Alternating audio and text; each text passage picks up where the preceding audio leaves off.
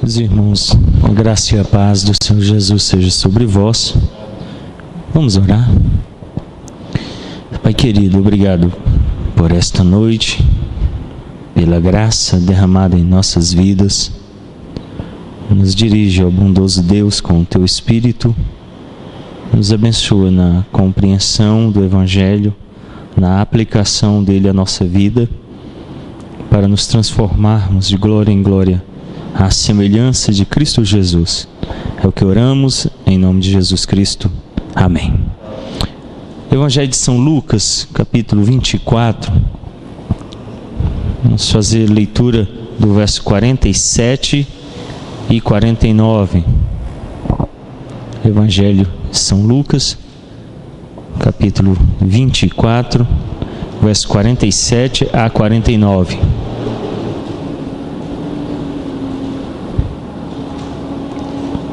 Lucas 24, 47 a 49. Diz assim a palavra do Senhor: E que em seu nome se pregasse arrependimento para remissão de pecados a todas as nações, começando de Jerusalém. Vós sois testemunhas destas coisas. Eis que envio sobre vós a promessa de meu Pai. Permanecei, pois, na cidade, até que do alto sejais revestidos de poder. Esse é o outro relato da grande comissão, apresentado lá em Mateus 28. O verso 47, nós temos a ordem de Jesus para que seja pregado o Evangelho, e ele então ordena que seja pregado a todas as nações, incluindo aqui toda criatura. O puritano, que nós vamos ver hoje, é conhecido como um missionário aos índios ou aos nativos americanos. Então nós vamos tratar deste missionário que iniciou o trabalho entre os índios americanos, ou chamados nativos americanos. John Eliot. Ele foi missionário entre os nativos americanos.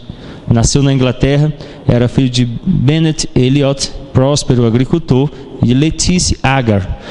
Nós estamos vendo os puritanos em três momentos. O primeiro momento são os puritanos ingleses, aqueles que residem na Inglaterra. Os puritanos holandeses, aqueles que vivem na Holanda. Junto com os ingleses, nós estamos também tratando dos escoceses, que na época era uma só, era chamado Reino Unido, incluía a Irlanda, a Escócia e a Inglaterra, chamada Grã-Bretanha. E os missionários na Nova Inglaterra, ou nos Estados Unidos. Bom, ele foi batizado em Ilford, no dia 5 de agosto de 1604. Então ele foi batizado infante e introduzido na vida da igreja. Antes de John completar 6 anos, os Eliot mudaram-se para Essex, onde Bennett Eliot possuía propriedades. Então o pai dele mudou-se, lá ele tinha muitas propriedades, eles eram abastardos, e ali foram viver nessa cidade grande, e ali ele vai se desenvolver. John gostava de estudar literatura clássica e literatura hebraica. Então, ele desde a infância se demonstra alguém interessado pelo estudo, e então começa lá em Essex a estudar. Ele foi então para o Jesus College, lá em Cambridge, em 1619, onde obteve o grau de bacharel em artes em 1622. Então ele vai para a Universidade de Cambridge estudar, forma-se em bacharel em artes no ano de 1622, e nesse mesmo período em que ele está estudando, os seus pais morrem, tanto a mãe dele em 1620 como seu pai em 1621. Então ele perde a família e passa então a viver sozinho nesse período. Eliot foi ordenado na igreja anglicana, mas logo ficou insatisfeito com suas regras e com vários aspectos de sua estrutura. Eliot passou a ensinar então em uma escola secundária em Little Bedon, em Exeter, onde ele conheceu o puritano Thomas Hooker, que era o diretor da escola. Ele termina o estudo, é ordenado pastor anglicano, se decepciona com a igreja. Nós devemos nos lembrar da estrutura rígida, muito parecida com o catolicismo. A proibição de orações livres, então eles só podiam orar as orações que estavam publicadas no chamado livro de oração comum. A liturgia, ela vinha prescrita pelo bispo primaz, e eles não podiam fugir dela. Era só aquela repetição, a ordem de usar os paramentos, as vestimentas, de se portar como em adoração diante da ceia. Tudo isso desagradou ele. E ele então abandona o anglicanismo e vai ser professor numa escola secundária. Nessa escola, lá em Little Bedell, ele conhece o puritano Thomas Hooker. Ao conviver com Hooker, Eliot foi fortemente influenciado. Ele disse: a este lugar fui chamado, graças às infinitas riquezas da misericórdia de Deus em Cristo Jesus, para com minha pobre alma. Pois aqui o Senhor disse à minha alma morta: vive. E pela graça de Cristo, eu de fato vivo e viverei para sempre. Quando vim ter com essa abençoada família de Hooker, vi e nunca antes vira o poder da piedade em seu vívido vigor e eficácia. Então ele narra que ao conviver com Thomas Hooker, ele experimentou na vida familiar que eles tinham a piedade de forma viva. Sabe uma coisa que eu tenho percebido? A igreja, ela busca métodos de evangelização que não são bíblicos. E nós nos esquecemos do método bíblico. Leia o livro de Atos dos Apóstolos. Eu estou lendo agora. É uma história vibrante. E a gente descobre duas coisas. A evangelização acontecia por relacionamento pessoal e nas casas. A família era um lugar de evangelização. Então as pessoas eram recebidas, acolhidas, e quando conviviam com a família, elas experimentavam a graça. Eu propus, dia de hoje, ao Ministério de Integração da Igreja, que liste as famílias da igreja que desejarem. Depois que essa listagem estiver pronta, nós vamos sortear essas famílias entre si. E essas famílias então vão desenvolver uma atividade de comunhão. Pode ser um café, um almoço, um lanche, um jantar, um piquenique. Então essas famílias vão se encontrar. E o pastor vai propor a cada família um tema cristão para ser discutido. Então o presbítero Agel sorteia aqui o Moisés. Aí ele vai chamar o Moisés e falar: Moisés, no dia tal eu espero você na minha casa para nós tomarmos um café. A minha família e a sua família. E eles então vão se encontrar, vão ter um momento de comunhão. E eles vão abrir então o papel e falar assim: o pastor pediu que conversássemos sobre a santificação. Eles vão então trocar ideias, conceitos, instrução bíblica. Vão observar. O Douglas Wilson fala que uma das formas que nós podemos ter de casar os nossos filhos com cristãos é nos relacionarmos com famílias que tenham filhos cristãos. Então, se eu não for para casa de pessoas que têm filhas cristãs e querer que o Isaac case com alguém que é cristão, como é que eu vou fazer isso se eu não encontro filhos cristãos, não me relaciono, não crio amizade, vínculo? Então, os relacionamentos. E Eliot, ele vai para a casa de Hooker, e lá ele vê, e ele então declara de forma bem bela: olha, eu nunca tinha visto de forma tão viva a piedade em ação. E aquilo então mexe com a vida dele, o atinge, e ele então é influenciado por esse testemunho. Logo após a sua conversão, Eliot decidiu dedicar-se ao ministério. Isso aqui é interessantíssimo. Ele passa a conviver com Thomas Hooker, se converte. Olha que golpe duro, ele era ministro anglicano, ordenado pela alta igreja. Se converte. Eu sempre digo, sempre é tempo para nos convertermos. Você pode ser um pai de família, um esposo casado há muito tempo, você pode ser um oficial da igreja, você pode ser um crente de longa caminhada na igreja, mas se Cristo chamar você ao evangelho, converta-se. Porque às vezes a gente acha que se converteu, às vezes a gente é amigo do evangelho, às vezes por costume a gente está na igreja, e a gente tenta manter as aparências, né? Olha, como é que eu vou falar para minha esposa que depois de tantos anos eu me converti? Olha, não se guie por isso. Se você não se converteu, e agora você encontrar-se com Cristo, e Ele chamar você aceite o convite imediatamente e creia nele para a salvação de sua alma e professe isso para testemunho da graça. Então esse homem que era ordenado se converte, aceita o evangelho.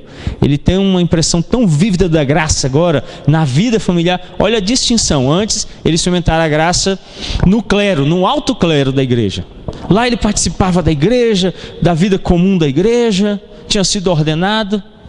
Aí ele vai para uma casa pequena de um puritano, começa a conviver com a família dele e agora fala assim: agora eu vi a piedade. Deve ter sido um golpe duro para os bispos primários da igreja, né? Mas assim, rapaz, fulano teve entre a gente aqui, foi ordenado e agora vivendo lá numa casinha pequenininha com aquele monte de menino, é que ele foi se converter? Então o evangelho é como diz 1 Coríntios, ele veio como loucura para os sábios, para humilhar as coisas grandes deste tempo. É assim que funciona. Depois da partida de Hooker para a Holanda, Eliot decidiu partir para Massachusetts, nos Estados Unidos. Então, a igreja pede que todos os puritanos se conformem. Thomas Hooker se nega ao conformismo, ele não aceita, então ele foge para a Holanda. Eliot fica e ele então vê que não há espaço, a perseguição aumenta e ele então deixa e decide ir para os Estados Unidos, a nova colônia, viver na Nova Inglaterra, na cidade de Massachusetts. Chegando em Boston em 3 de novembro de 1631. Logo ele substituiu um pastor chamado John Wilson, que voltou para a Inglaterra. A pregação e o trabalho pastoral de Eliot causaram tal impressão que quando Wilson voltou em maio de 1632, um ano depois, foi solicitado a ele que Eliot permanecesse como mestre da congregação. Então ele chega na nova colônia, tinham poucos pastores, as pessoas imediatamente pedem que ele substitua o pastor que está retornando à Inglaterra. Ele faz isso, toma conta daquele grupo, e quando o pastor volta, a igreja procura e fala assim: olha, deixa ele ser o mestre da nossa congregação, nós precisamos dele para nos instruir, ele tem feito um bom trabalho, tem sido algo assim magnífico. No período de um ano, ele conquista então aquele grupo e aquela congregação solicita a permanência dele no trabalho. Ele declinou do convite, pois havia concordado em servir a igreja em Roxbury, em Massachusetts. Veio um grupo de ingleses, colonos ingleses, para essa região chamada Roxbury, e eles tinham acordado com Eliot que ele viria para tomar conta deles ali quando eles chegassem. Então ele recusa o convite e diz assim: olha, eu não vou continuar aqui e eu já acertei com esses irmãos, e ele vai para lá então pastoreá-los. E ele passa a vida dele toda tomando conta desta congregação em Roxbury. Ele conheceu então a Hannah Mumford, e seu casamento foi o primeiro a ser celebrado lá na cidade de Roxbury, a pequena vila que estava nascendo. Então, o primeiro casamento. Eu fico pensando, então agora ele é padrão, todo mundo sabe que é o primeiro casamento que aconteceu, então ele vai ficar na história daquela cidade, e ele então escolhe um moço, fica noivo. Quando ele vai para a cidade assumir o trabalho, ele, chegando lá, ele se casa. Hannah tornou-se conhecida por sua santidade e por seus serviços. Eu estava lendo uma lista, foi publicada ontem, 20 motivos pelos quais os estrangeiros não gostam do Brasil. O motivo de número 18, um norte-americano que está escrevendo o artigo diz assim: as mulheres brasileiras só pensam no corpo. Olha que vergonha que eu fiquei. Que vergonha. Nossa cultura preza pela beleza corporal, em primeiro lugar. Então a mensagem que nossas mulheres têm recebido é que o corpo é o primordial. Então são muito belas. Agora eu pergunto, e a alma? A esposa dele fica conhecida pela santidade e pelos serviços que ela prestava. As Escrituras declaram que o que faz com que nossas mulheres sejam belas não são os aparatos exteriores, o frisar de cabelos, as joias. O que as faz belas, as Escrituras declaram, é a santidade espiritual. Então a esposa dele fica conhecida por esta marca. Eles tiveram 5 filhos e uma filha. 2 filhos morreram na juventude. Os outros 3 filhos, John, Joseph, Benjamin, se tornaram missionários entre os nativos americanos. Então, dos 5 filhos que ele teve, 3 se transformaram em missionários e seguiram o mesmo exemplo do pai. Ele é missionário entre os nativos e os filhos também se tornam missionários entre os índios americanos. Por 15 anos ele dedicou-se exclusivamente à igreja. E nos 35 anos seguintes ao trabalho missionário entre os nativos americanos. Então, nos primeiros 15 anos ele vai para Roxbury, toma conta da igreja, fica só pastoreando a igreja. Depois, nos 35 anos finais do seu ministério, ele vai trabalhar entre os nativos americanos, evangelizá-los, abrir trabalho entre aqueles índios que estavam sendo dizimados em alguns lugares pelos colonos ingleses que estavam chegando. Depois de muitas lutas, a primeira igreja nativa foi estabelecida em 1660. Ele, por exemplo, traduziu a Bíblia, Novo Testamento, para a língua dos nativos americanos. E ele enfrentou uma grande dificuldade. Os nativos americanos, eles eram atemporais. Eles não tinham termos para falar de passado, presente e futuro.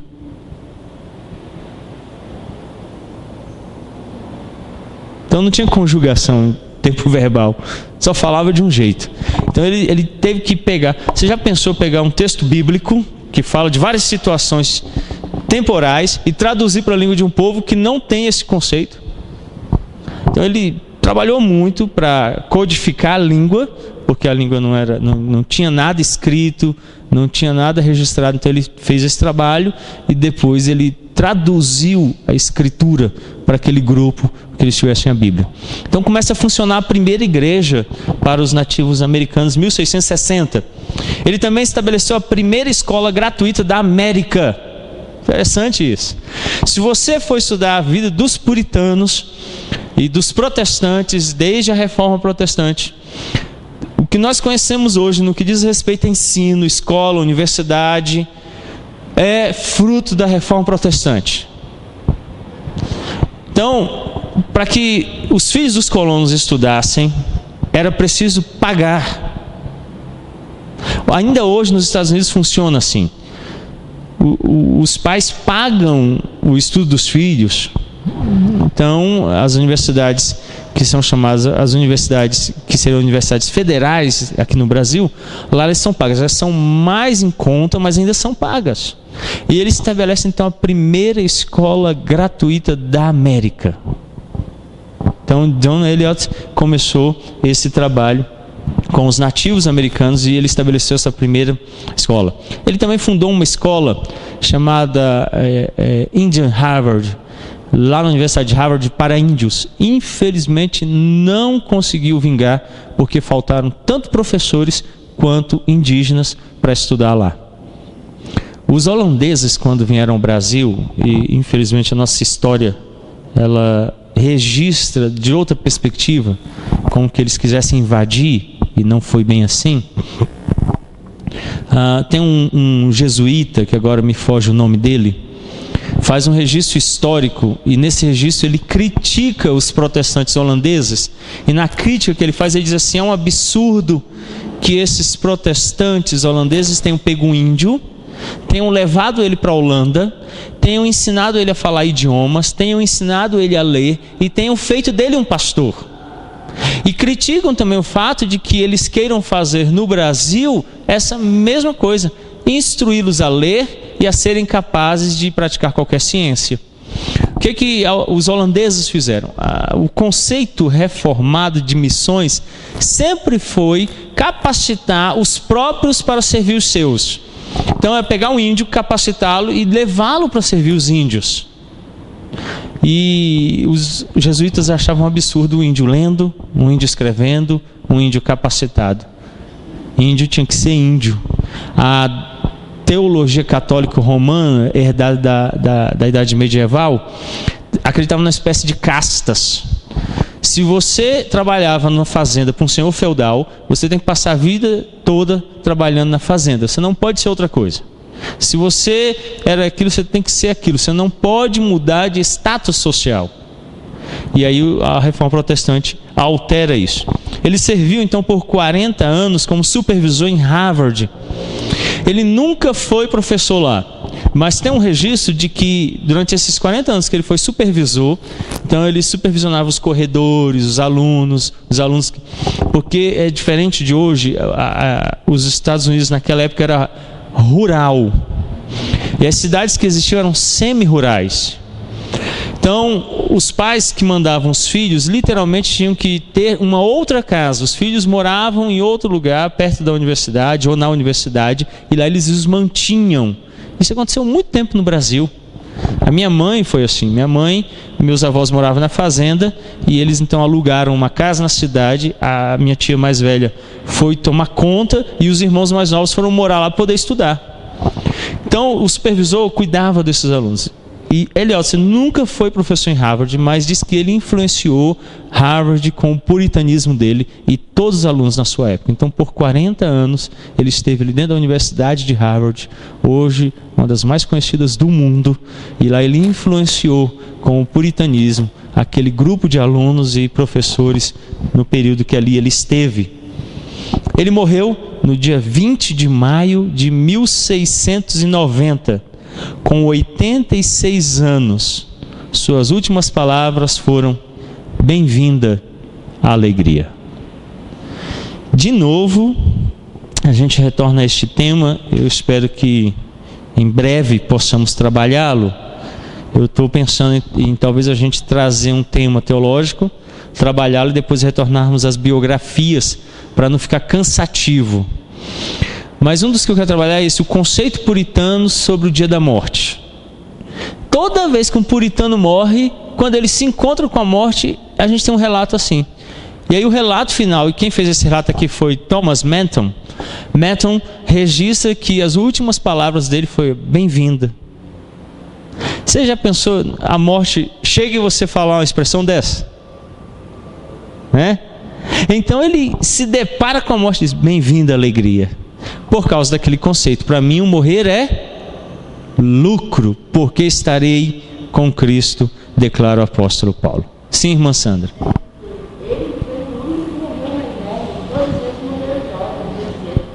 Ele morreu muito, né? Com 80, muito.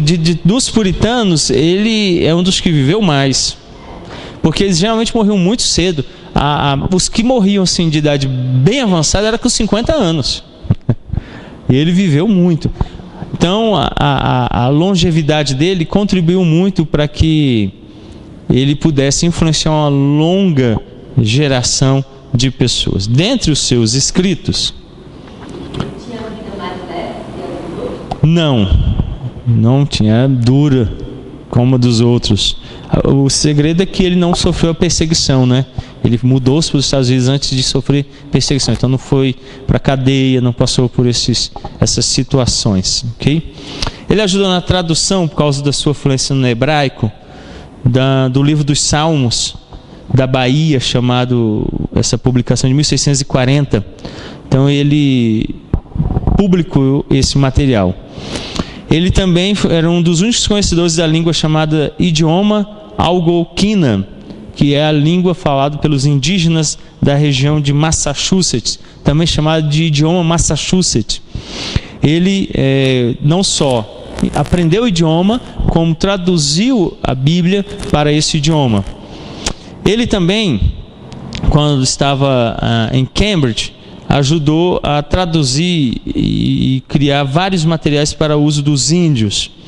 Dentre um deles está o seu livro chamado Gramática para a Língua Massachusetts, que foi publicada por ele, a gramática do índio, a gramática de princípio do índio, ou um ensaio sobre a linguagem indígena e suas regras, o socorro e a ajuda para a leitura e o entendimento da língua nativa, ou dos aborígenes, poderia ser traduzido também.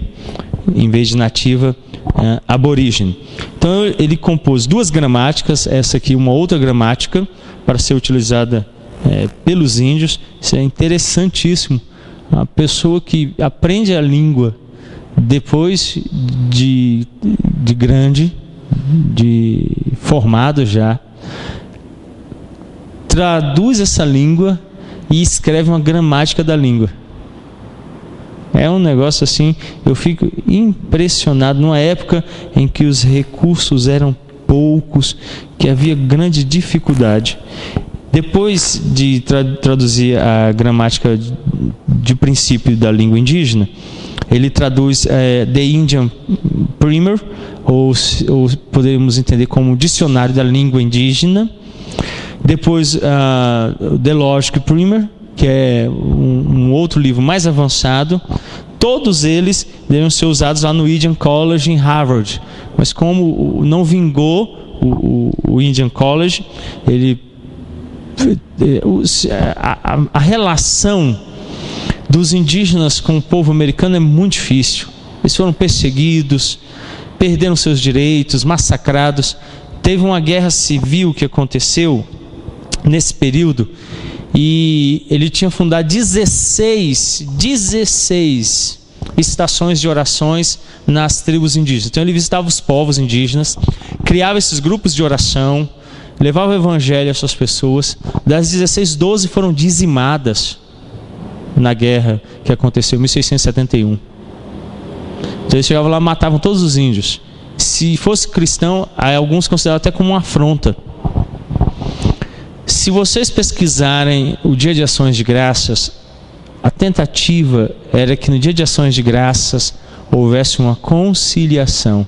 A maior parte das imagens que você encontrar são os colonos ingleses servindo um banquete para os índios nativos. A ideia da reconciliação, da aproximação. Então ele tentou trazer os índios ao conhecimento do Evangelho, dar a eles formação com o Indian College, que eles pudessem estudar, pudessem se capacitar, mas infelizmente esse empreendimento não foi à frente, e perdeu-se então não só toda essa herança do que ele tinha traduzido, escrito e feito, como algo que eu acho que poderia ter marcado a história dos nativos americanos, que hoje você vê assim, praticamente sumiram. Você não vê um índio norte-americano aparecendo em lugar nenhum. Pode assistir jornal, filme, pode procurar para você ver, você não consegue ver. Acabou. Todo americano é alto, loiro, do olho azul. Todo estadunidense. Você não encontra mais um nativo norte-americano. Eles ficaram reduzidos a grupos bem pequenos, relegados assim à marginalidade. E a gente vê aqui em 1666 uma ação tão direta de um puritano a fim de que eles pudessem ter o Evangelho e também ter a possibilidade de aprender, crescer e se inserir naquela nova colônia que estava surgindo e ali ter uma vida digna. Então, ele tem uma história marcante como missionário. Nós precisamos nos lembrar disso. Entre os índios, os 3 filhos dele deram continuidade a esse trabalho, mas foi pequeno. E ao Indian College em Harvard, que não foi para frente, a tradução para a língua Massachusetts e a fundação da primeira escola gratuita na América. Então são as contribuições de John Eliot, este puritano. Alguém tem alguma consideração sobre o que nós vimos? Ou alguma pergunta?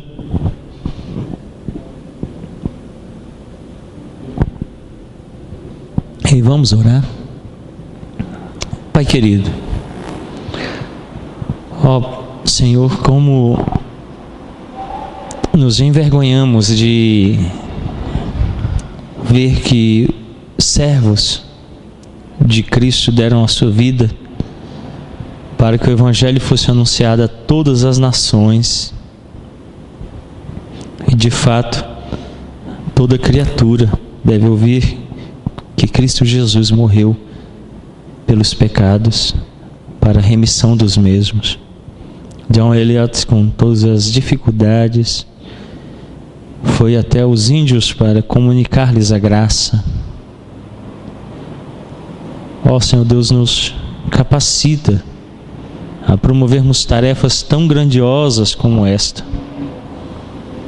Se necessário, verter as Escrituras para uma língua desconhecida. Ou, Pai querido, quem sabe fundando escolas para que as pessoas se capacitem a ler, a escrever, para compreenderem as verdades grandiosas de Cristo nas Escrituras.